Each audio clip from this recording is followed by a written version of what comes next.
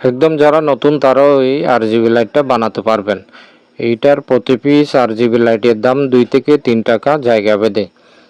এই জন্য প্রয়োজন হবে USB তারের উপরের অংশ নষ্ট তারের হলে চলবে, কারণ নিচের অংশ সবসময় নষ্ট থাকে। আর একটা CD ব্যবহার করছি, এখানে 7টা লাইট ব্যবহার করছি RGB। আপনারা জানেন RGB লাইটের একটা পা বড় একটা পা ছোট, সবগুলো ছোট পা এক পাশে দিয়েছি, বড় পা এক পাশে দিয়ে একটার সাথে একটা কানেকশন দিয়ে 2টা তার বাইর করছি। এই 2টা তার এটার সাথে কিভাবে কানেকশন নেবেন এটা সামনে দেখাচ্ছি। ওই যে USB তার যেগুলো আমি আগে দেখাইছিলাম, ওই USB তারের ভিতরে 2টা তার থাকে, একটা লাল একটা কালো।